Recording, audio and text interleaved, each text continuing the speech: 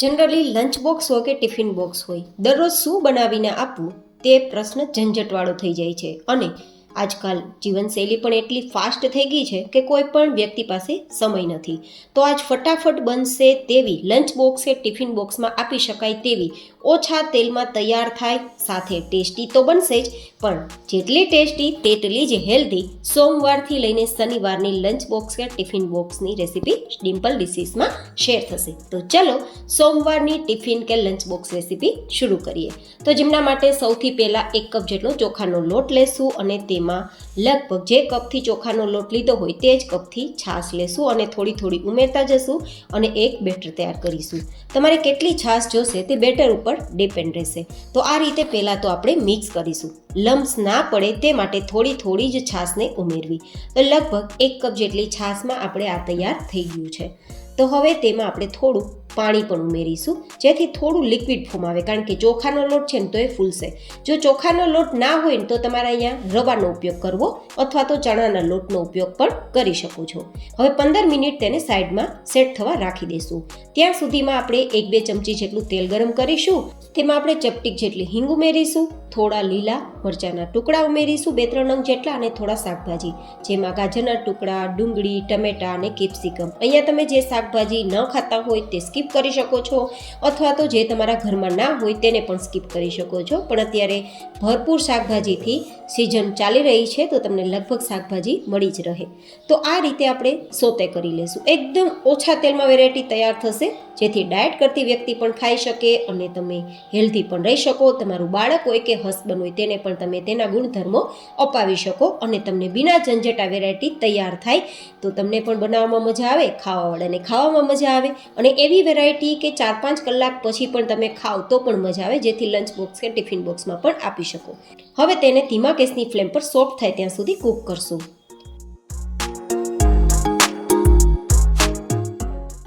તો 2 મિનિટ જેવા ઓછા સમયમાં સોફ્ટ થઈ જ જશે.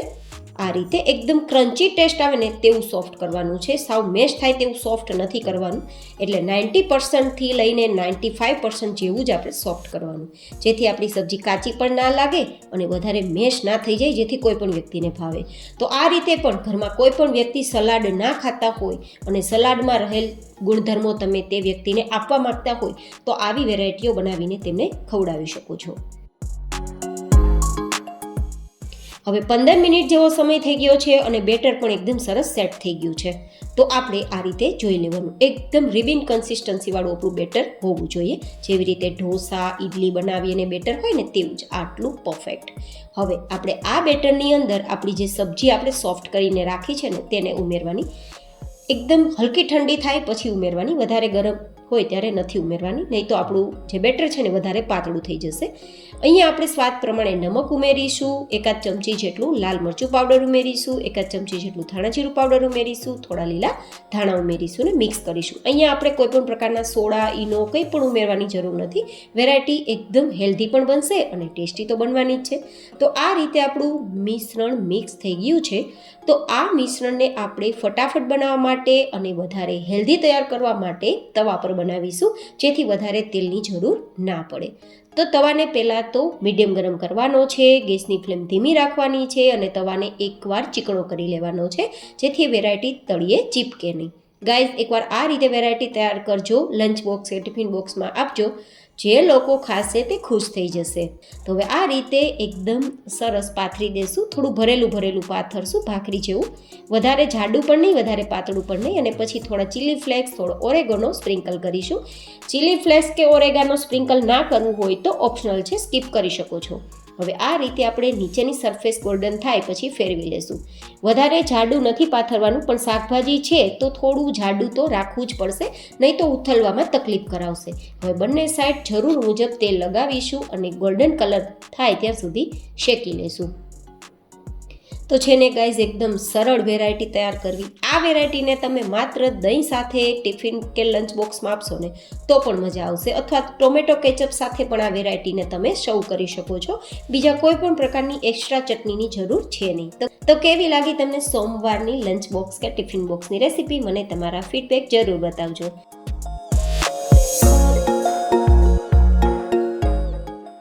હવે બનાવીશું મંગળવારની લંચ બોક્સ કે ટિફિન બોક્સની રેસીપી, જેમના માટે આપણે લઈશું 1 નંગ જેટલી કોબી, જેને આપણે આ રીતે નાની નાની સુધારી શકીએ છીએ અથવા તો ખમણીની મદદથી ખમણી પણ શકીએ છીએ. તો મેં ખમણી લીધું છે આટલું નાનું.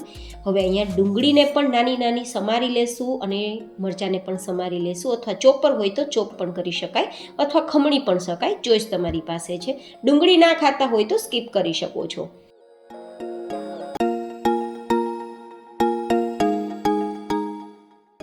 થોડા લીલા ધાણા ઉમેરીશું, ટેસ્ટ પ્રમાણે નમક ઉમેરીશું. મેં 1 થી 1.5 નાની ચમચી જેટલું નમક ઉમેર્યું છે.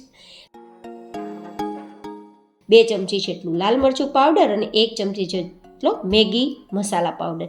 ના હોય તો 12 પેકેટ મળે તે ઉપયોગમાં લઈ શકો છો અથવા સ્કીપ પણ કરી શકો છો.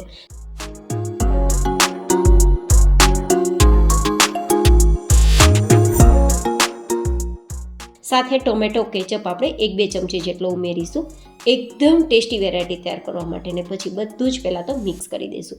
આ વેરાયટી એવી બનશે કે તમે જો મંચુરિયન ખાવાના શોખીન હોય ને તો બેસ્ટ રહેશે, કારણ કે મંચુરિયનના ટેસ્ટને ટક્કર મારે તેવી આ વેરાયટી તૈયાર થશે. હવે અડધા કપ જેટલો ચણાનો લોટ અને 1 કપ જેટલો ઘઉંનો લોટ ઉમેરીશું. એકદમ હેલ્ધી વેરાયટી બનશે, મંચુરિયનને ટક્કર મારે તેવી તૈયાર થશે. 1-2 ચમચી જેટલા ઓછા તેલમાં તૈયાર થશે અને ઠંડી થઈ ગયા બાદ પણ ભાવશે તેવી તૈયાર થશે. અને બિના ઝંઝટ તમે તૈયાર કરી શકશો, જેથી તમારું કામ પણ સરળ થઈ જાય. હવે બધું જ મિક્સ થઈ ગયું છે અને મિક્સ થઈ ગયા બાદ આપણે બટર પેપર લઈશું. તમે કોઈ પણ પ્લાસ્ટિક પેપર પણ લઈ શકો છો. તેમાં થોડું તેલ આપણે લગાવી દઈશું અને પછી પાણીની મદદથી થોડું હાથમાં બેઝ લઈ અને આ રીતે આપણે એકદમ જાડી રોટલી તૈયાર કરીને તે રીતે ભરેલું આ રીતે થપથપાવી દઈશું, જેથી આપણે આ સરળતાથી બનાવી શકીએ. હવે આપણે તવા પર થોડું હલકું તેલ લગાવીશું અને પછી બટર પેપરને ઉલટું કરી અને તેને ઉથલાવી દઈશું. તો આરામથી ઉથલી પણ જશે અને આપણું કામ પણ સરળ થઈ જશે. હવે જરૂર મુજબ તેલ લગાવીશું અને બંને સાઈડ ગોલ્ડન કલર પર આવે ત્યાં સુધી મીડિયમ ગેસની ફ્લેમ પર શેકી લઈશું. ગાઈઝ, આ વેરાયટી પણ ખૂબ જ ટેસ્ટી લાગે છે, એકવાર જરૂર ટ્રાય કરજો.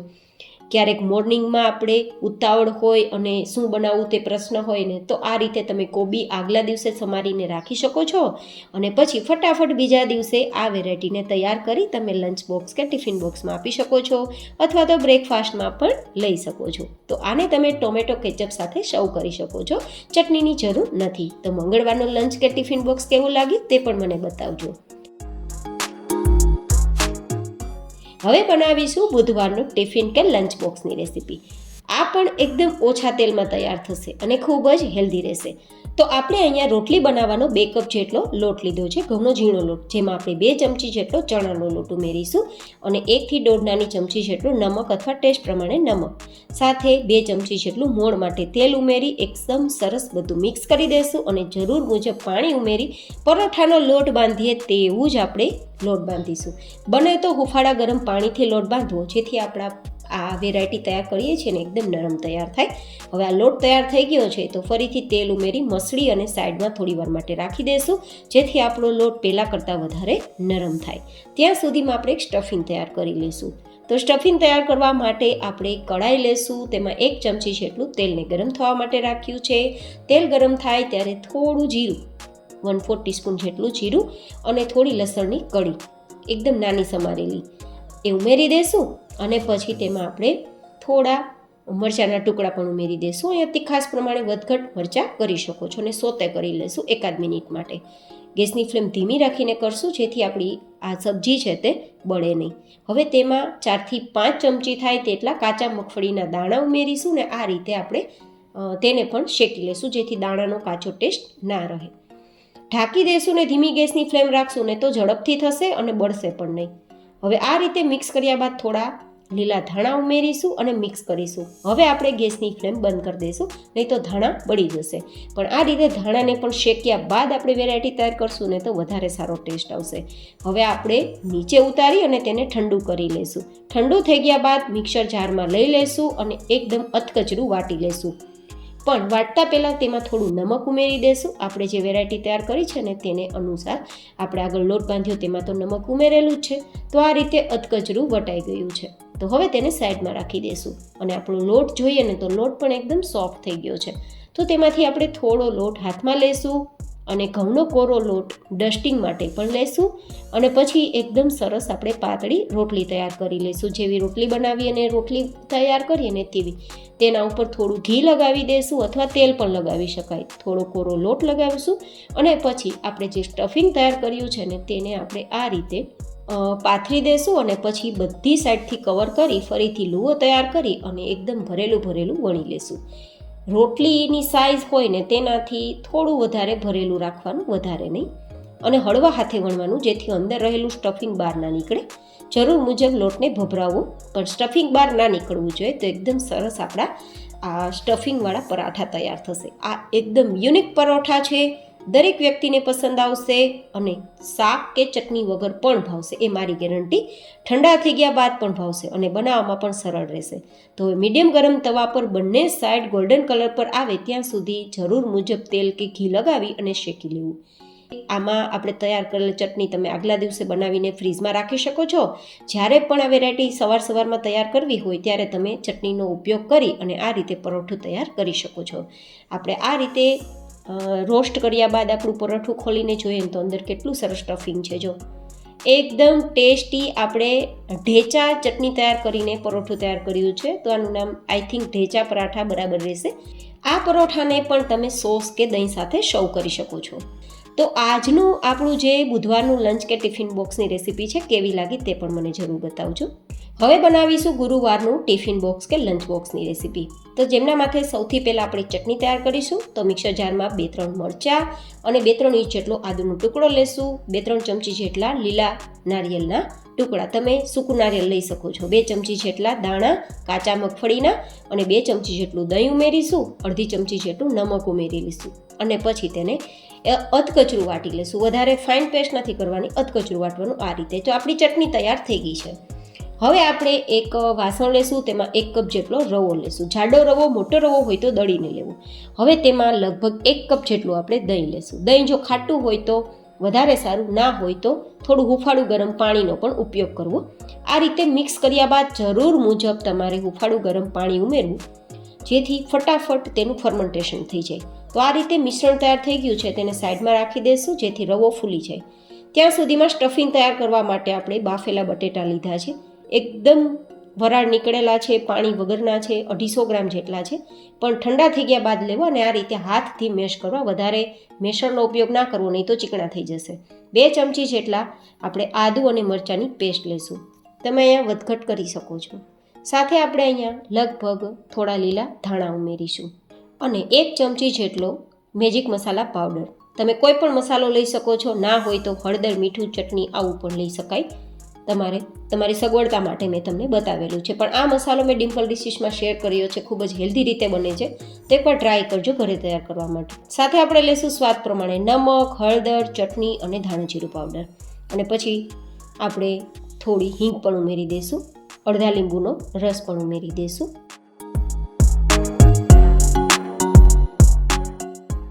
મીઠાશ માટે 1 ચમચી જેટલું ખાંડ ઉમેરીશું અને બધું મિક્સ કરી એક મસાલો તૈયાર કરી લઈશું.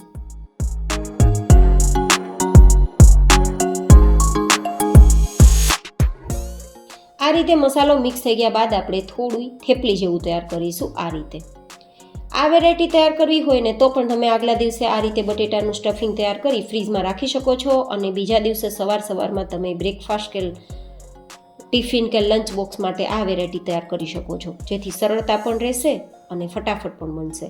હવે આપણે જે વાટકીમાં તૈયાર કરીએ છીએ તે વાટકીને તેલથી ચીકણી કરી લેવાની અને પછી આપણે આગળની પ્રોસેસ જોઈએ. તો 15 મિનિટ પછી આપણું રવો ફૂલી ગયો છે, ફર્મેન્ટેશન આવી ગયું છે. જો વધારે ઘટ લાગે તો થોડું પાણી ઉમેરીને પાતળું કરવું, ના જરૂર હોય તો ના ઉમેરવું. હવે અહીંયા સ્વાદ પ્રમાણે નમક અને થોડો ઈનો 1 ચમચી જેટલો અથવા નાનું 1 પેકેટ ઉમેરી શકાય. થોડું આપણે લીંબુનો રસ અથવા તો વિનેગર બંનેમાંથી કોઈ એક વસ્તુ 1-2 ચમચી જેટલું ઉમેરી અને મિક્સ કરીશું. તો આ રીતે આપણે એકદમ સ્પોન્જી વસ્તુ તૈયાર કરી શકીશું. તો આ વેરાયટી તૈયાર કરવા માટે હવે આપણે તેલથી ચીકણી કરેલી વાટકીમાં માત્ર અડધેથી થોડું ઓછું હોય ને તેવું ભરીશું, એટલે કે વાટકીના ચોથા ભાગનું જ ભરવાનું. આ રીતે ભર્યા બાદ આપણે જે સ્ટફિંગની થેપલી તૈયાર કરી છે ને તેને વચ્ચે મૂકી દેવાની અને પછી ફરીથી આપણે થોડું ઉપર બેટરને સ્પ્રેડ કરી દેવાનું. ફૂલ વાટકી નથી ભરવાની, નહીં તો એ ફૂલશે તો ઉપર આવીને બહાર નીકળી જશે. તો થોડી અધૂરી જ રાખવાની છે. 3/4 સુધી ભરવાની, આ રીતે અડધાથી પોણા સુધી. અને આટલું ભરાઈ ગયા બાદ જો વધારે થોડી ડેકોરેશનની ઈચ્છા હોય તો ચીલી ફ્લેક્સ અથવા લાલ મરચું પાવડર ભભરાવવું, જોકે ઓપ્શનલ છે. મારી પાસે થોડી કસૂરી મેથી છે તો એ પણ ઉમેરું છું. તમે લીલા ધાણાનો ઉપયોગ કરી શકો છો. અને પછી આપણે તેને બાફી લેશું. તો બાફવા માટે મેં પહેલેથી જ પાણી ગરમ થવા માટે રાખ્યું હતું. તો તેમાં આપણે જારી સ્ટેન્ડ અને આ રીતે પ્લેટ રાખીશું અને પછી ઢાંકીને હાઈ ગેસની ફ્લેમ પર તેને લગભગ 10-15 મિનિટ માટે કૂક કરીશું.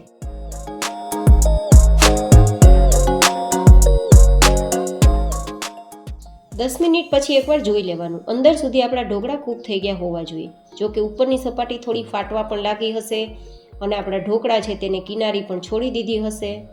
છતાં આ રીતે ટૂથપીકથી હું ચેક કરું તો ટૂથપીક એકદમ ક્લીન આવે છે. તો મતલબ તૈયાર થઈ ગયા છે આપણા stuff dhokla, instant stuff dhokla.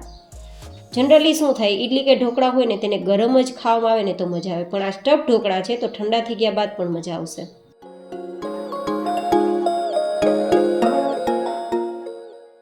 હવે આપણી આ જે તૈયાર કરેલી કટોરી ઢોકળા છે ને તેને પહેલાં થોડા ઠંડા કરવાના ને પછી ડીમોલ્ડ કરવાના, નહીં તો ગરમ ગરમમાં ડીમોલ્ડ કરવા જશો ને તો ભાંગી જશે.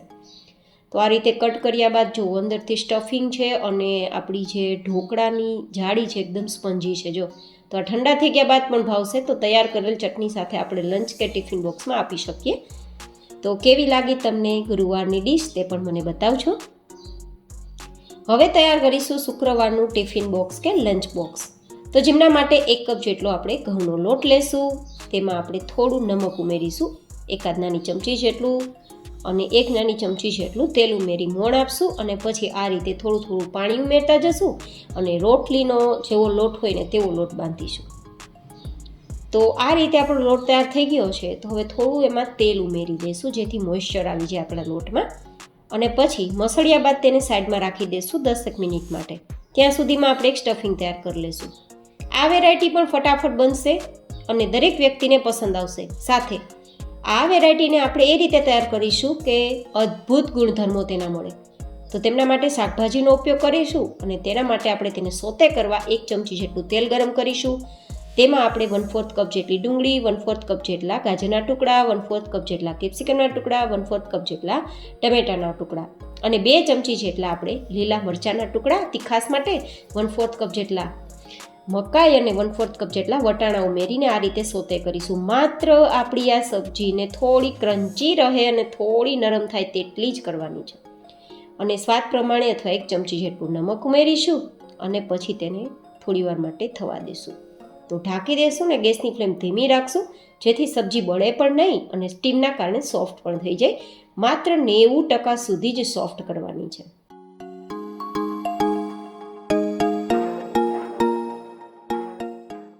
ત્રણેક મિનિટ પછી આપણે આપણી સબ્જીને જોઈએ તો 90 to 95% જેવી સોફ્ટ થઈ ગઈ છે. તળિયે પણ નથી ચીપકેલી. તો હવે તેમાં આપણે થોડી હળદર, જીરું, ચટણી ઉમેરીશું અને મિક્સ કરીશું. નમક આપણે પહેલાં જ ઉમેર્યું હતું. અહીંયા તમે સ્વાદ પ્રમાણે મસાલા નાખી શકો છો, વધઘટ કરી શકો છો. અને હવે 3 નંગ જેટલા બાફેલા બટેટા લીધા છે તેને હાથથી જ આ રીતે મેશ કરીને ઉમેરીશું. ગાઈઝ, એકવાર આ વેરાયટી તૈયાર કરજો.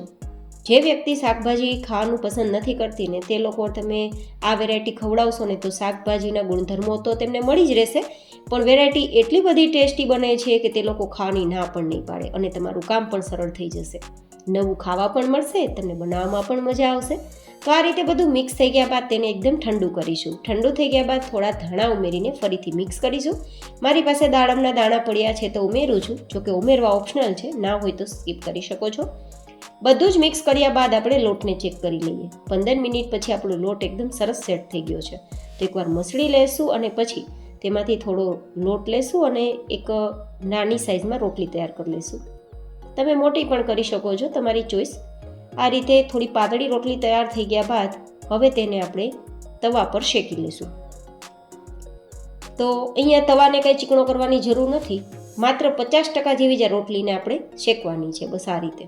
આ વેરાયટી એવી તૈયાર થશે કે તમે દાબેલીને ભૂલી જશો. જેથી જે લોકો હેલ્થ કોન્શિયસ છે અને આમ પણ મેંદો ખાવો હેલ્થ માટે સારો પણ નથી, જોકે પાઉં અને બ્રેડ જનરલી મેંદામાંથી તૈયાર થતા હોય છે, તો દાબેલી ખાવાની ઈચ્છા થાય ત્યારે આ વેરાયટી બનાવવી, જે ઘઉંના લોટમાંથી તૈયાર થશે અને સ્વાદ એકદમ દાબેલી જેવો જ આપશે.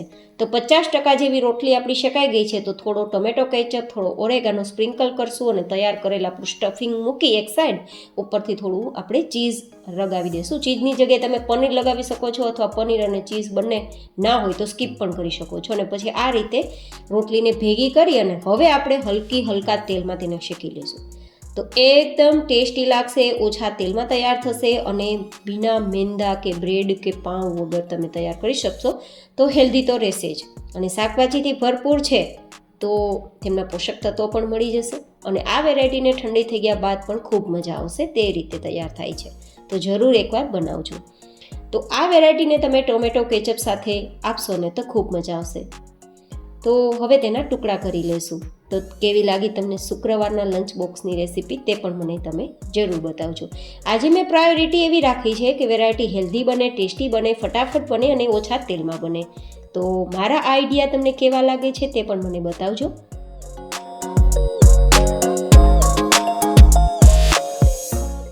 હવે બનાવીશું શનિવારનું લંચ બોક્સ કે ટિફિન બોક્સની રેસીપી. તો એક સ્પેશિયલ મસાલો તૈયાર કરવા મિક્સર જારમાં 1 ચમચી ધાણા, અડધી ચમચી જીરું, અડધી ચમચી વરિયાળી અને થોડા તજના ટુકડા ઉમેરીશું.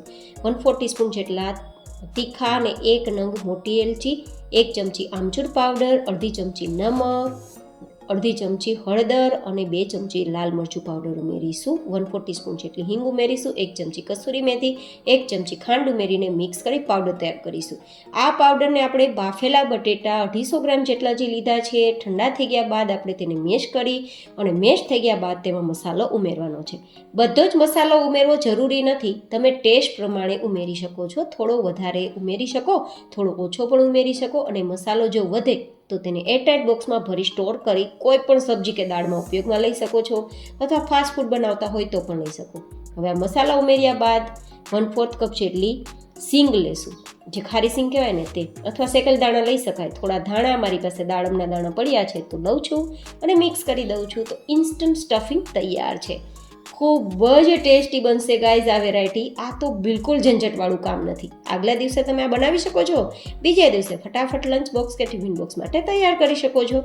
અને આમના માટે તો ગેસ ચાલુ કરવાની પણ જરૂર નથી. બસ આ રીતે બ્રેડ લેવાની છે અને પછી તેને મીઠી ચટણીમાં આ રીતે આપણે એપ્લાય કરી દેવાની. જો ખાટી મીઠી ચટણી ના હોય તો ટોમેટો કેચઅપમાં પણ આ રીતે તમે ડીપ કરી શકો છો, બોળી શકો છો.